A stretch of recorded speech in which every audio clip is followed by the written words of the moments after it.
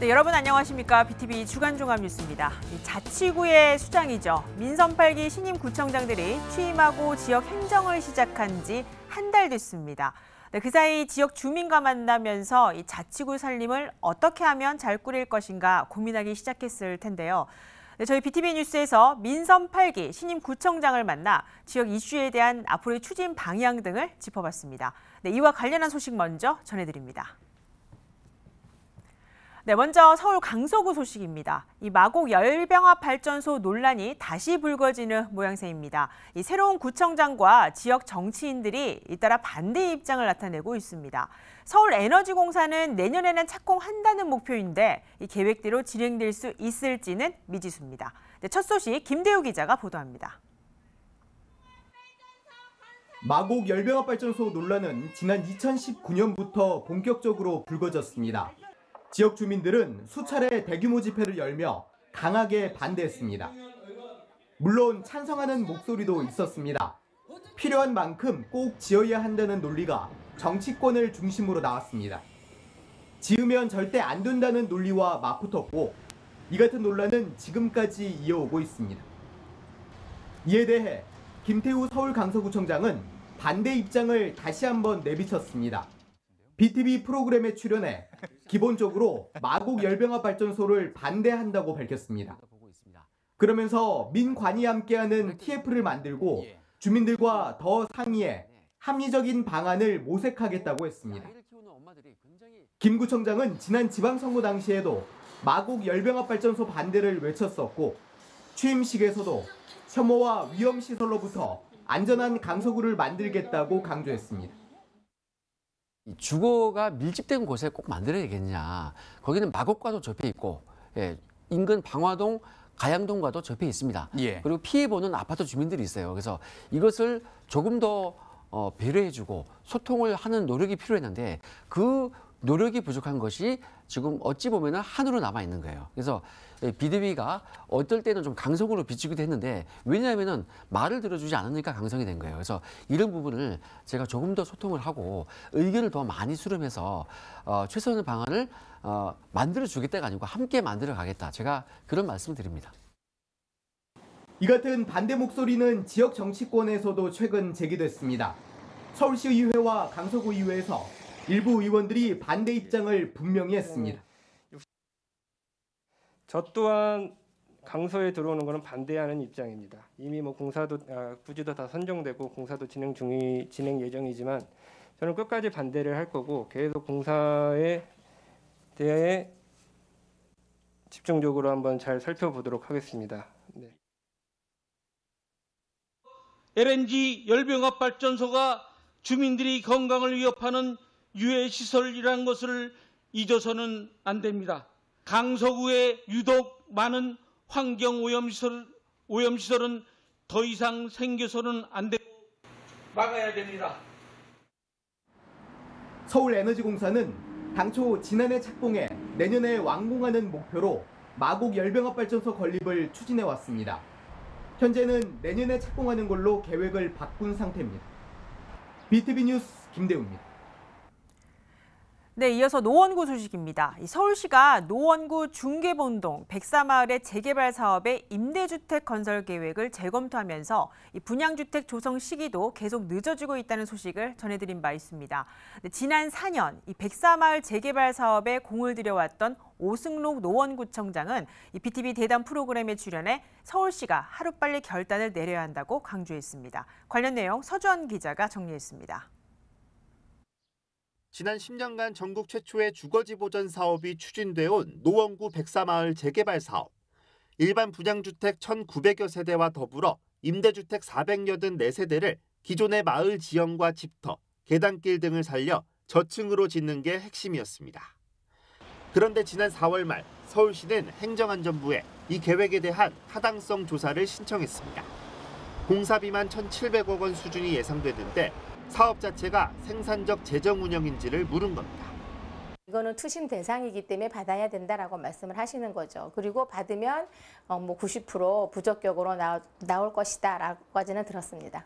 그 많은 금액을 들여서 하는 게 적합하지 않다고 판단을 했기 때문에 투심을 받는 것 같아요. 오랜 시간 재개발을 기다려온 주민들은 서울시의 움직임에 속이 탑니다. 임대주택과 함께 통합 정비계획으로 묶인 일반 분양주택의 건립 절차도 함께 늦어지고 있는 겁니다. 결국 주민들은 분양주택과 임대주택을 일단 분리해서 추진하기로 했습니다. 새롭게 출범한 민선 8기 노원구 역시 이 계획을 지지하고 있습니다. 오승록 구청장은 사업 지원은 주민들의 삶과 직결돼 있다면서 서울시가 주민들 주장에 뜻을 맞춰야 한다는 입장입니다. 일단 분양단지를 먼저 가게 하자. 이게 지금 노원구의 주장이고요.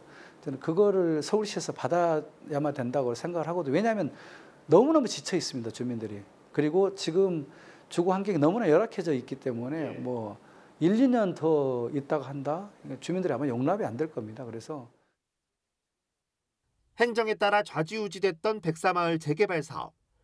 분양주택이든 임대주택이든 누구보다 간절한 건 백사마을에 거주했거나 지금도 살고 있는 주민들입니다. 분양권 하나만 보고 기다린 주민들은 이미 오래전부터 타 지역에서 전세살이를 하며 오르는 집값에 허덕이고 있고, 기존에도 백사마을에서 새살이를 했던 주민들은 다행히 인근의 임대주택으로 대부분 조기 이주를 했지만 다시 마을로 돌아올 날만 기다리고 있습니다. BTV 뉴스 서주원입니다.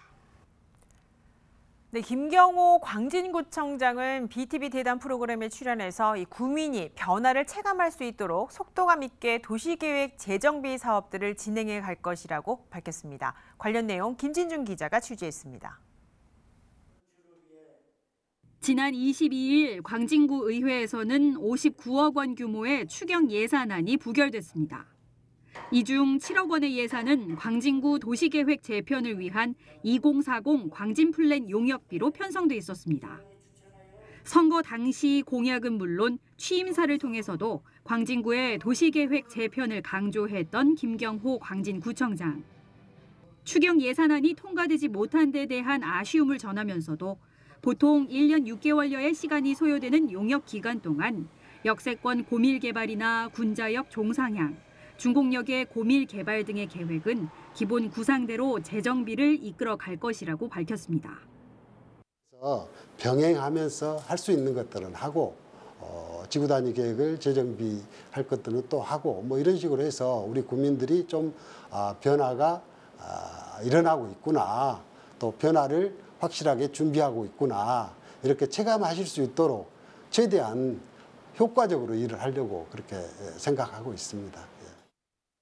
인접한 타 자치구에 비해 저평가돼 있어 재개발, 재건축에 대한 요구 또한 큰 광진구. 김경호 구청장은 서울시 1호 신속통합기획 재건축 사업지로 꼽히는 신향 빌라를 예로 들며 주거 환경 개선을 적극 추진하겠다는 뜻을 전했습니다. 재개발, 재건축의 속도감 있는 진행을 위해 이를 지원할 지원팀을 신설했다며 주민 의견을 반영한 재개발 사업 추진을 약속했습니다.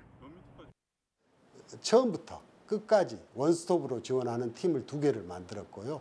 그다음에 또 우리 모아타운이라든가 가로형 주택 정비 사업 뭐 이런 부분 소규모 정비 사업을 돕기 위해서 소규모 지원팀을 또 하나 만들어서 3개 팀이 우리 광진구의 저층 주거지 또는 어떻게 보면 주거 환경이 열악한 곳에 재개발, 재건축, 주택 주거 환경 정비 이런 사업들을 정말 적극적으로 그간 고도 제한에 묶여 재산상 피해를 입었던 능동과 구이동 등 어린이 대공원 주변 지역에 있어서는 고도 제한 규제가 26년 만에 해제된 만큼 주민 의견 수렴과 민간 개발 제한 등을 통해 어린이 대공원 전체를 지역의 발전 자원으로 개발하겠다는 구상을 전하기도 했습니다. BTV 뉴스 김진중입니다. 네, 중구청에 첫 입성한 김길성 구청장은 이번 주 동을 중심으로 주민 인사회를 진행했습니다. 이 주민과 만난 현장에서 5대 구정 방향 제시와 함께 또 하나 되는 중구, 함께하는 중구를 강조했습니다. 이재원 기자가 취재했습니다. 화학동 주민센터에 찾아온 김길성 중구청장, 주민들의 질문이 쏟아집니다.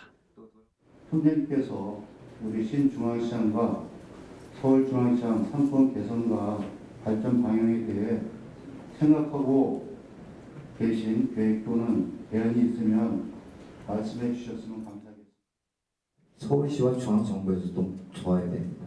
그래서 중앙시장을 외국에 그런 아주 유명한 그런 공간으로 만들 수 있도록 서울시와 정부 부처에서 그런 계획을 수립해서 지원할 수 있도록 그렇게 노력을 하겠습니다.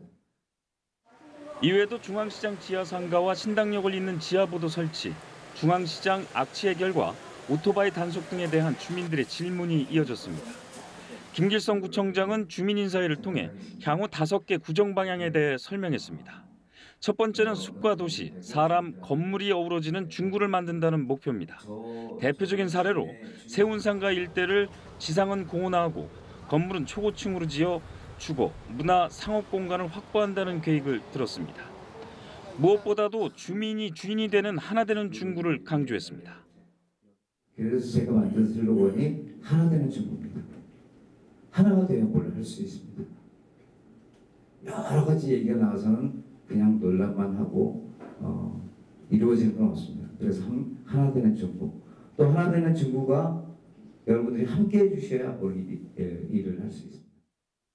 김길성 중구청장은 또 남녀노소 차별 없는 복지, 교육 환경 개선, 활기 넘치는 경제도시 등을 향후 구정 방향으로 제시했습니다. BTV 뉴스 이재원입니다.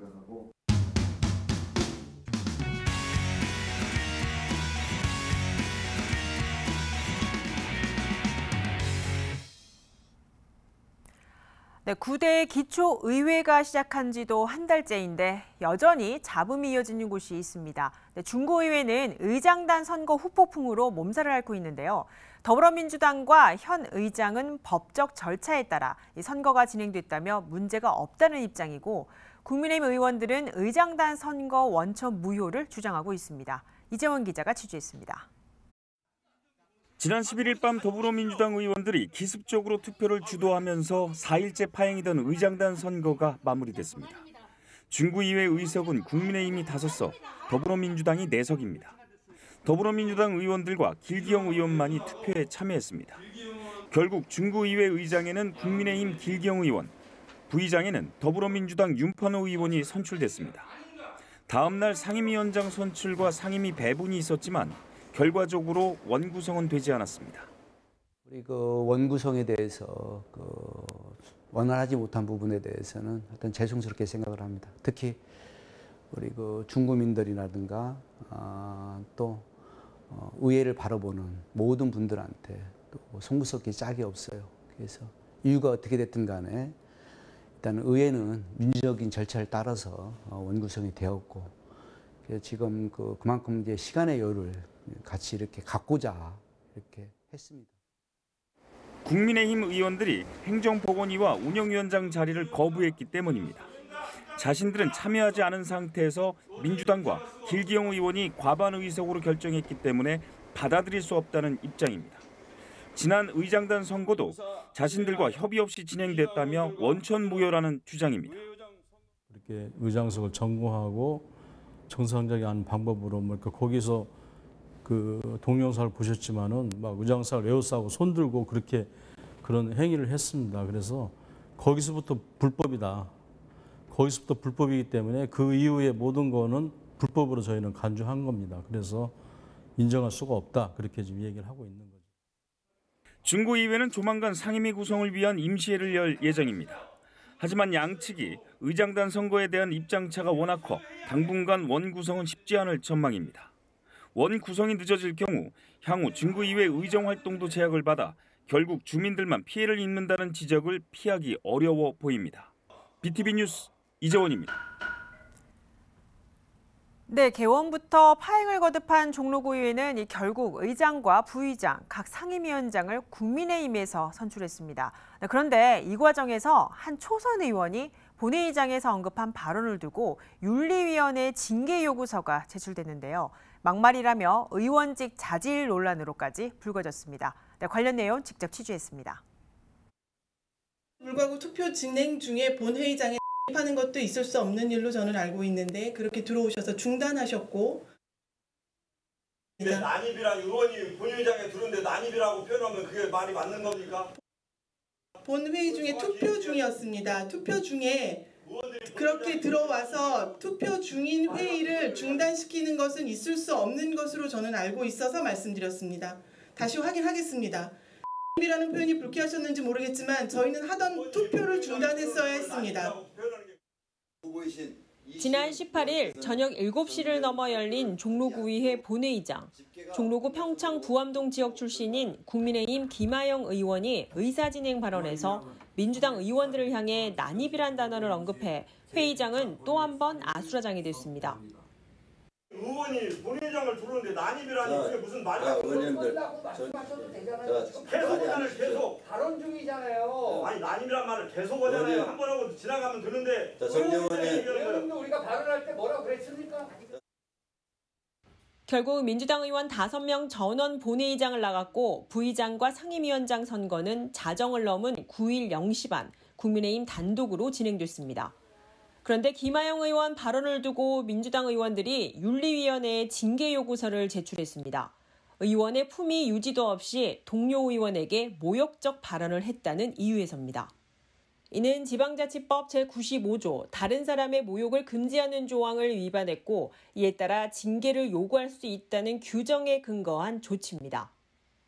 이에 대해 국민의힘 김하영 의원은 전화통화에서 당시 난입이란 단어를 쓴 경위가 있는데 불쾌하다는 요구에 단어를 공식적으로 삭제했다고 해명합니다. 반면 더불어민주당은 초선 의원의 막말은 의원 생활의 도의적인 행동이 아니라는 지적입니다. 의원의 자질을 가지고 도덕성, 윤리성 이런 부분들이 부족하지 않냐. 이래서 그냥 넘어가면 안 되고 우리가 윤리위원회에다 일부하고자 한 거는 그런 부분들에 대해서 공식적인 본회의장에서 발언 때에서 사과해야 되는 거고 그냥 자기 성기록을 지우라고 하고. 그러나 현재 종로구의회 윤리위원회는 총 5명 가운데 3명이 국민의힘. 여기에 징계가 청구된 김하영 의원이 윤리위원으로 속해 있어 자질 논란이 더 거셉니다. 국민의힘 인원이 많더라도 민주당 의원들의 징계 요구를 의장이 윤리위에 회부하지 않을 경우 권한 남용으로 또 다른 다툼의 소지가 있는 만큼 구대천 윤리위원회 심사와 징계 여부가 종로구의회 윤리 수준의 가늠자가 될 것으로 보입니다. BTV 뉴스 강혜진입니다.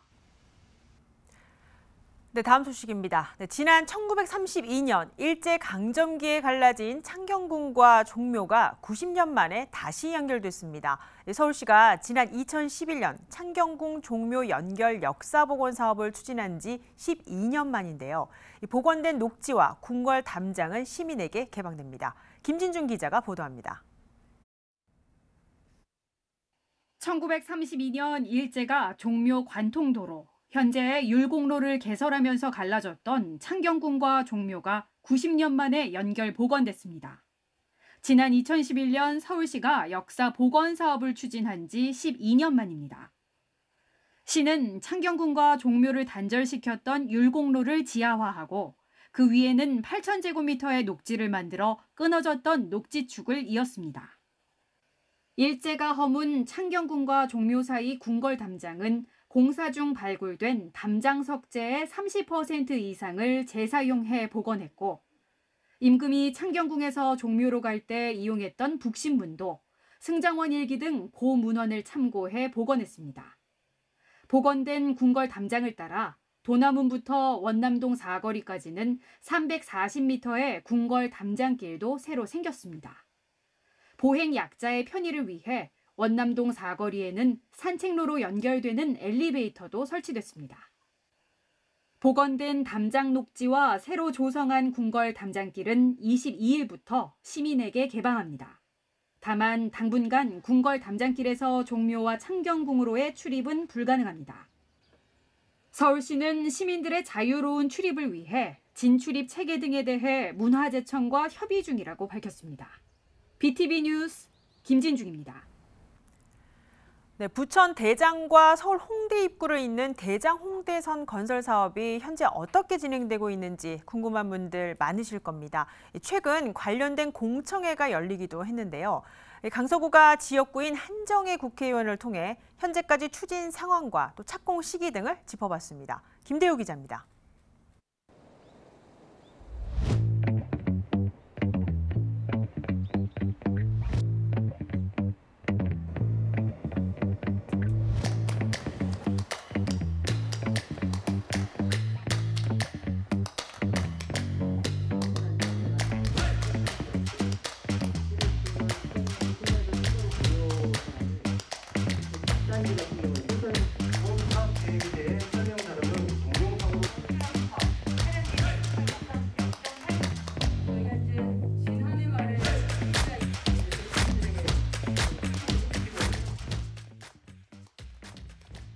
대장 홍대선 추진이 아주 순조롭게 진행되고 있고요. 지금 현재는 전략환경영향평가가 끝이 나고 본 환경영향평가가 남아있는 상태고요. 그때 또 이제 지역 주민들의 의견이 그때는 조금 더 자세한 흔히 말하는 노선의 방향이라든지 또는 역사의 위치, 그 다음에 출입구의 위치 이런 것들이 좀 만들어지는 상태이기 때문에 그때쯤이면 아마 지역 주민들께서 조금 더 많은 의견들을 제시할 수 있지 않을까 하는 생각이 듭니다. 아무튼 수조롭게 진행되고 있고요. 빠르면 24년 초 또는 24년쯤에는 착공이 가능하지 않겠나라고 보는데 그것은 우리가 애초에 생각했던 그 일정에 늦지 아니하고 진행되고 있다 이렇게 보시면 될 것 같습니다.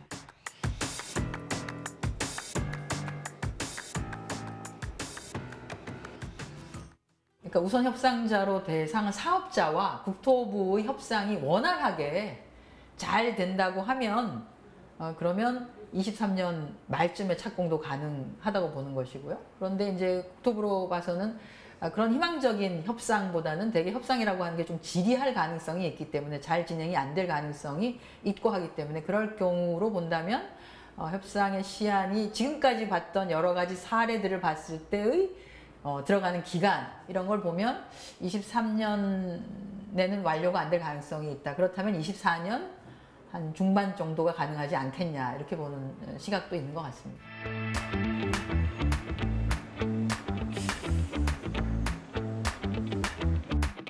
애초에 그러니까 우리가 대장 홍대선을 얘기를 할 때 기본적으로 역사의 위치가 어디라고 했던 것은 있습니다.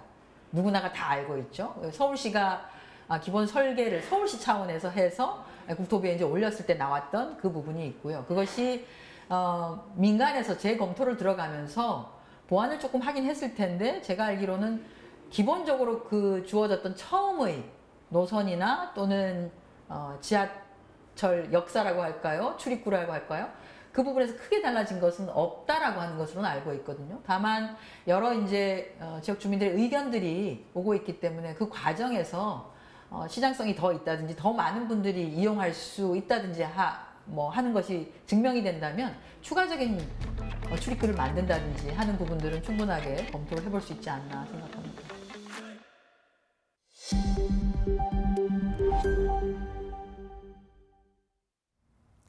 네, 지역의 다양한 소식을 전하는 주민통신원 시간입니다. 자치구마다 다문화지원센터나 가족센터를 운영하는 곳이 있습니다.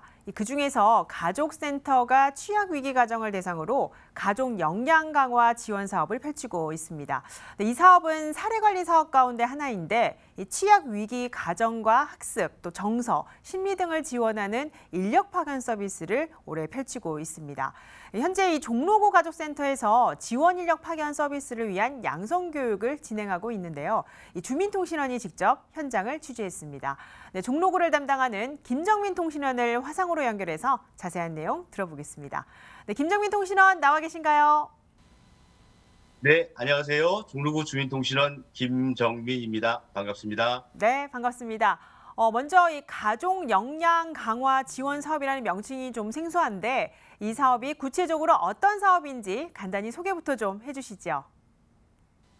네, 가족 역량 강화 지원 사업은 중위소득 100% 이하의 손자녀를 양육하는 취약 위기 가족이 가지고 있는 복합적 문제를 해결하기 위한 사례 관리 사업입니다. 사례 관리 사업은 다양한 복지시설에서 진행하고 있지만 가족 역량 강화 지원 사업의 특별한 점은 사례 관리 대상자로 선정이 되면 지원 인력 파견 서비스를 받아볼 수 있습니다. 네. 그런데 이 지원 인력 파견 서비스가 다른 사례 관리 서비스와 좀 다르다고 들었습니다. 이 말 그대로 전문 인력을 파견하는 사업인 것 같은데 정확히 어떤 서비스인지도 알려주시죠. 네. 지원 인력은 배움 지도사, 청소년 한부모 멘토, 키움 보듬이, 지지 리더 총 4가지의 지원 인력이 구성되어 있습니다. 배움 지도사는 대상 가정의 자녀의 학습 정서 지원을 위한 지원 인력이며 청소년 한부모 멘토는 청소년 부모를 위한 학습 정서 지원 멘토입니다. 키움 보듬이는 취약 위기 가정의 긴급 돌봄 및 일상생활 지원 서비스를 담당하고 있고 지지 리더는 위기 가정의 심리 정서 지원을 위한 지원 인력입니다. 네, 이와 관련한 교육이 정말 분야별로 특화되어 있는 것 같은데요. 그렇다면 이 현재 양성 교육을 수강하고 있다고 하는데 어떤 내용 위주로 수업이 진행되고 있는 겁니까? 네, 지원 인력들은 대부분 가정으로 방문하는 서비스로 진행하기 때문에 공통적으로는 대상 가정에 대한 이해를 할 수 있는 이해 교육이 진행되며 각 지원 인력 분야별 전문 교육을 진행하고 있습니다. 지금 제가 참석한 키움 보듬이 양성 교육에서는 응급처치를 위한 응급처치 교육, 일상 지원을 위한 정리순환 및 식사, 영양 교육 등을 듣고 있습니다. 네, 이 전문적인 교육을 듣게 돼서 그만큼 도움이 많이 될 것 같습니다. 올해 또 종로구에서 처음 시작하는 사업이라는데 교육에 참여는 얼마나 되는지, 네, 그리고 또 이 참여자 대부분 주민들인지 아니면 또 전문가인지 현재 교육 현장 상황은 좀 어떤가요? 네, 올해 신규로 진행하는 사업이다 보니 확실히 적은 인원수가 교육을 수강하고 있습니다. 다른 자치구에서는 지속적인 사업 진행으로 많은 지역 주민들이 참여하여 지역 내 주민들에게 도움을 주고 있다는 소식을 들었습니다. 종로구 내 주민들도 많은 관심이 필요할 것으로 보입니다. 참가자의 경우에는 배움 지도사와 청소년 한 부모 멘토, 지지 리더의 경우에는 선발 기준이 별도로 있기 때문에 교육 및 상담 분야의 전공자들이 참여하고 있으며 키움 보듬이의 경우에는 특별한 선발 기준이 없기 때문에 지역 주민들이 참여하고 있습니다. 네, 아직은 이 신규 사업이라 많이 알려지지 않은 듯합니다. 이 지원 인력 선발할 때 모집은 상시 진행이 되고 있는 건지 아니면 또 기간이 정해져 있는지 등도 자세히 좀 알려주시죠. 네, 종로구에서 지원 인력 선발은 매년 2월에 진행된다고 합니다. 앞서 말한 배움 지도사, 청소년 한 부모 멘토, 키움 보듬이, 지지 리더 총 4가지 분야의 지원 인력을 연초에 선발 및 양성 교육이 진행되며 1년 동안 사업을 함께 진행을 하고 있습니다. 지원 인력 선발은 이력서 접수 이후에 면접을 진행한 뒤 최종 합격해야지 양성 교육에 참여할 수 있습니다. 지원 인력 모집 요강의 경우에는 종로구 가족센터 내 채용 공고를 통해 확인해 보실 수 있습니다. 네, 현재 통신원께서 직접 이 양성 교육을 수강하고 계시는데 교육이 마무리되면 실제 현장에 지원 인력이 투입이 되고 있는 건지도 궁금합니다. 네, 현재 종로구 가족센터 내 가족 역량 강화 지원 사업 대상자로 선정된 가정이 있기 때문에 양성 교육이 끝난 이후 바로 파견이 가능하다고 담당자분께서 말씀하셨습니다. 대상 가정에서도 키움 보듬이에 대한 욕구가 있어 7월에 양성 교육이 종료된 이후 8월부터 바로 현장으로 파견될 예정입니다. 네, 끝으로 지역사회의 키움 보듬이 양성교육 현장을 취재를 하셨는데 교육 참여자들의 반응은 어땠는지 그리고 이 지역사회에 필요한 사업이라고 좀 느끼셨는지 소감도 좀 알려주시죠. 네, 3일간 총 18시간의 교육을 수강을 했는데요. 각 과정마다 참여자들의 적극적인 반응이 놀라웠습니다. 그리고 이 사업이 지역사회에서 꼭 적용이 돼서 많은 분들이 혜택을 받았으면 좋겠습니다. 네, 여기까지 듣겠습니다. 종로구 가족 역량 강화를 위해 올해 시행하는 키움 보듬이 양성교육에 대해 김정민 통신원과 자세한 이야기 나눠봤습니다. 네, 취재하느라 고생 많으셨습니다. 네, 감사합니다. 네. 다음 소식입니다. 이 성동구가 공공 배달앱인 배달특급을 본격 운영합니다. 이 소상공인의 경제적 부담을 줄이고 기존 배달앱의 독과점을 개선해 침체된 골목 상권과 또 지역 경제를 활성화한다는 취지입니다. 이재원 기자가 취재했습니다. 성동형 공공 배달앱인 배달특급의 특징은 가맹점 중개 수수료가 1%로 기존 배달앱에 비해 상당히 저렴하다는 겁니다. 여기에 가입비와 광고비가 무료입니다. 매출에 따른 카드 수수료도 민간 앱이 3%인 반면 배달특급은 0.92%에서 1.92%로 저렴합니다.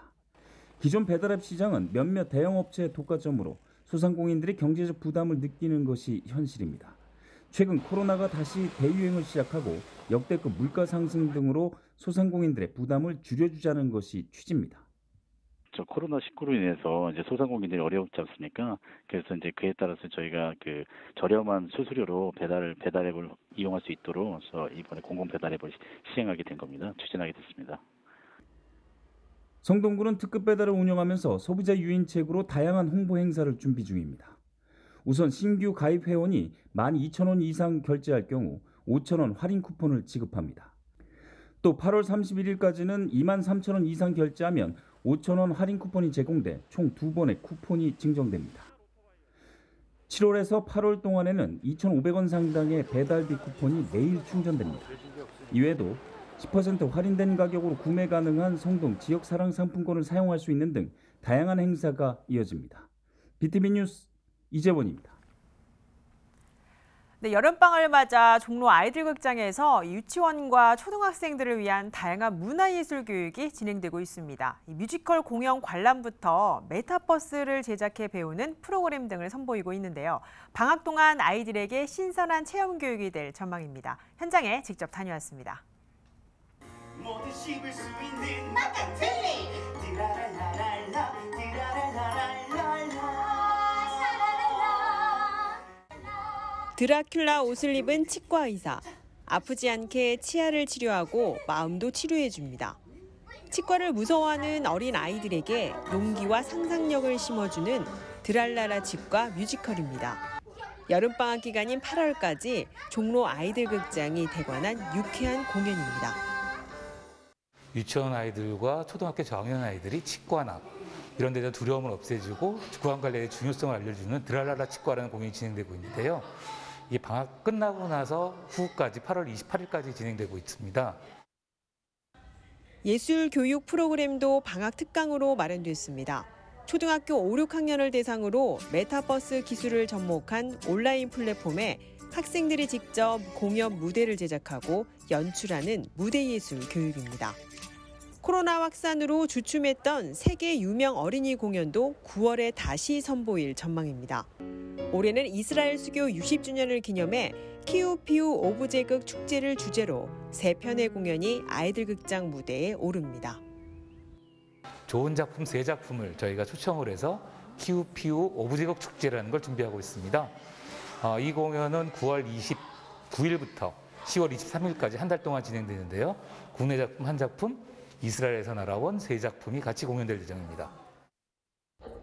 이 밖에도 아이들이 직접 그림을 그리고 체험하는 등 종로 아이들극장은 여름방학 공연 감상과 함께 다양한 예술 체험 교육을 온라인 신청으로 운영하고 있습니다.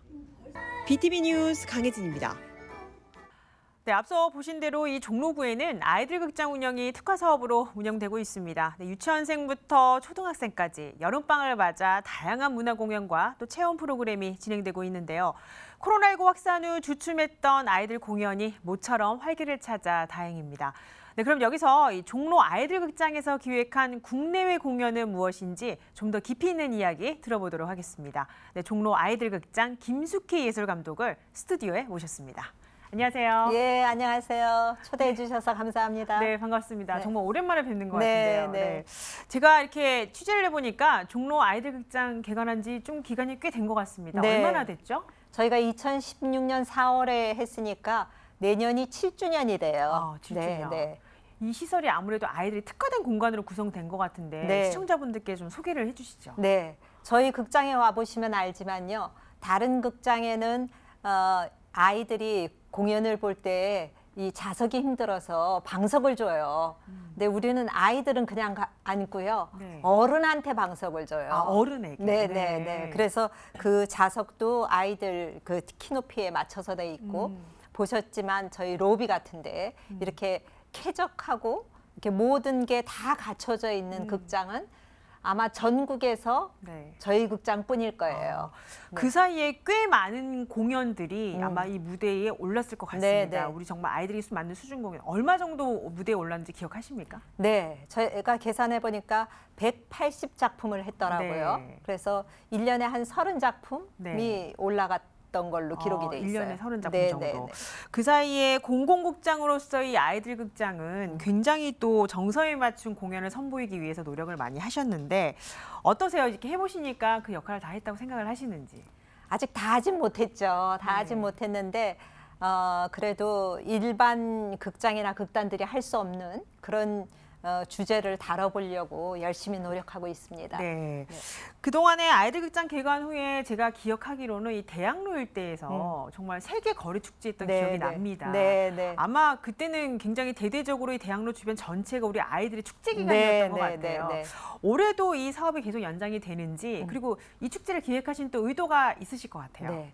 저희 이제 요새 거리극이 좀 대세예요. 연극 공연계 쪽에서. 그래서 저희 극장이 있는 그 길이 아동 친화 거리가 돼서 그 거리에서 차를 다 막고 아이들이 바닥에다 그림도 그리고 바닥에 누워 있기도 하고 물싸움도 하고 그런 거를 1년에 4번을 했었어요. 그런데 코로나 때문에 이제 이게 멈춰졌는데 이제 다시 해야 되는데 지금 조금 사정이 10월 1일 날 하려고 계획을 하고 있었는데요.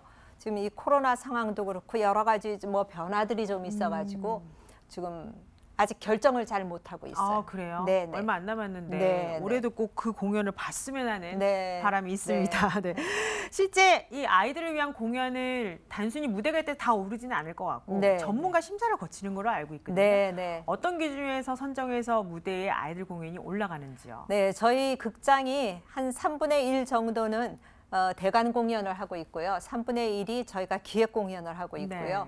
그리고 이제 3분의 1이 다른 용도로 뭐 쓸 때 사용하고 뭐 점검도 하고 이러고 있는데 대관 공연 일지연정 저희는 어떤 질적 수준이 되지 않으면 저희 극장에 들어올 수가 없어요. 그래서 그 극단들이 이미 알고 있어서 아, 종로 아이들 극장에 들어가려면 우리가 잘 만들어야 되겠다 이렇게 얘기들을 해요. 그래서 저희 극장이 생김으로 해서 아이들이 보는 공연에 어떤 질적 수준이 좀 높아졌다고 하는 게 제가 생각하는 그러면 그만큼 아이들도 이제 연극이나 뮤지컬이 이 문화 공연이 굉장히 정서적으로도 도움이 되고 학습이 된다 이렇게 좀 보시는 것 같은데 그만큼 필요하겠죠? 그럼요. 네, 아이들한테는요. 정말로 많은 체험을 할 수 있는 게 공연이라고 생각을 해요. 그 무대가 우리가 보통 이 얘기할 때 작은 사회라 그러잖아요. 그 사회 안에서 일어나는 일들을 아이들이 이런 일, 저런 일 다 볼 수 있는 그런 체험을 할 수 있는 곳이기 때문에 저는 독서 다음에 가장 중요한 게 이 공연 보는 일이라고 생각하고 있어요. 그런 의미에서 올 여름방학 때도 또 이번엔 체험을 직접 할 수 있는 기획을 만드셨다고 들었어요. 어떤 건가요? 저희 극장에 1년에 2번씩 이렇게 길게 텀을 가지고요. 아이들한테 체험 프로그램, 교육 프로그램을 하고 있어요. 그래서 아이들이 직접 뭐 희곡을 써보는 그런 프로그램도 있고 자기네들이 연극을 만들어 보는 것도 있고 또 뭐 무대를 만들어 보는 것도 있고 그래요. 그래서 얼마 전까지는 오브제를 가지고 집에 있는 여러 가지 물건이 어떤 생명체를 만들어낸다. 그래서 오브제 연극을 만들기도 했었거든요. 그리고 지금 하고 있는 거는 지금 요새 대세인데 메타버스가 어떻게 만들어지는지 아이들이 체험할 수 있는 그런 프로그램. 직접 무대를 기획해 볼 수 있겠네요. 메타버스 프로그램까지 기획을 하셨습니다. 이제 종로에서 어린이 전용 극장을 선도했다 해도 과언이 아닙니다. 지금 뭐 여러 지역에 속속 있게 아이들 극장이 들어서고 있는데 진정한 아이들 극장의 역할을 하기 위해서는 아무래도 처음부터 시작을 해보셨기 때문에 그 의미에 대해서 굉장히 많은 걸 전해줄 수 있을 것 같아요. 어떤 역할을 해야 된다고 보십니까? 이 종로가 우리 서울의 중심 아니에요? 이 중심에 제일 처음 뭐 실질적으로 전국 최초의 아이들 극장이 생겼다라는 것도 굉장히 자랑스러운 일이고 아시는 어머니들은 많이 아시고 계시고 그래서 아이들도 이 우리 극장을 중심으로 여러 가지 체험도 하고 공연도 보고 문화적 어떤 그런 기회를 가질 수 있어야 되는데 그러기 위해서는 저희 책임이 많은 것 같아요. 이 아이들한테 어떻게 양질의 그런 체험들을 줄 수 있을까 하는 걸 저희가 고민해야 되는 게 저희 목표인 것 같아요. 그 양질의 공연을 준비하고 또 선보이기 위해서도 꾸준히 또 노력을 하실 거라 믿습니다. 네, 그만큼 우리 지역의 아이들에게 정말 다양한 문화예술 공연을 선보이기 위해서는 자치구의 관심이 더 많이 필요합니다. 이 양적과 질적인 공연이 제대로 선보일 수 있도록 또 지자체의 꾸준한 지원과 또 노력도 필요해 보이겠습니다. 그렇죠? 네. 네. 오늘 바쁘신데 시간 내주셔서 감사합니다. 네, 아니야, 감사합니다. 네, 고맙습니다. 네.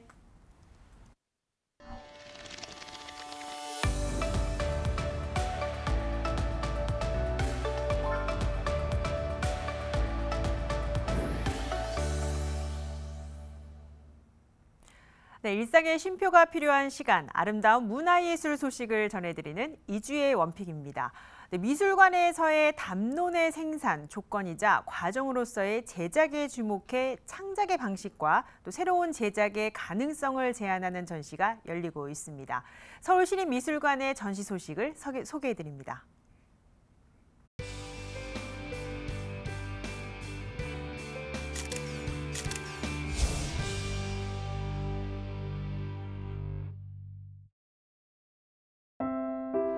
미술관은 작품을 수집하고 연구해서 이를 바탕으로 전시를 열어 관람객들이 작품을 이해할 수 있도록 돕고 있습니다.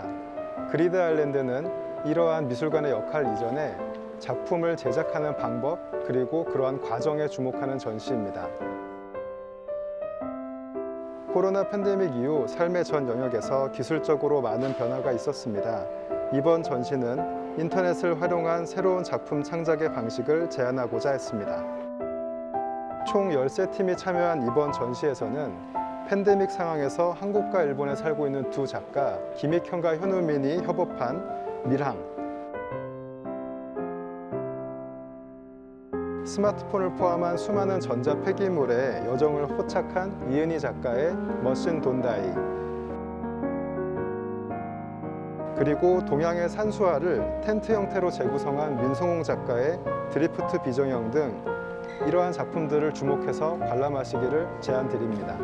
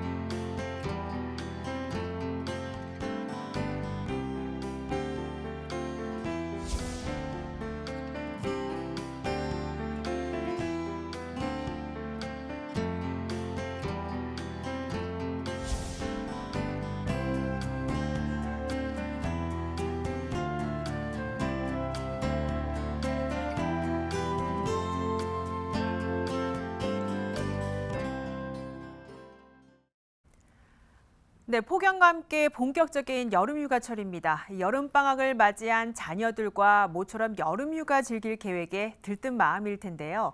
하지만 이 코로나19 재확산으로 개인 방역이 더 중요해지고 있습니다. 어딜 가든 나와 가족의 건강을 위해 철저한 방역 지키시기 바랍니다. 네, 지역마다 이 새 인물들이 선출직으로 당선되면서 주민들의 기대감이 큰 반면 시작부터 실망감을 전하는 자치구들도 있습니다. 네, 무엇보다 주민을 위한다면 서로 타협하고 상생하는 모습이 우선돼야겠습니다. 네, 저희는 지역 주민, 더 나아가 서울 시민의 가치를 담은 소식으로 다음 주에 다시 찾아뵙겠습니다. 네, 건강한 주말 보내시기 바랍니다. 시청해주신 여러분 고맙습니다.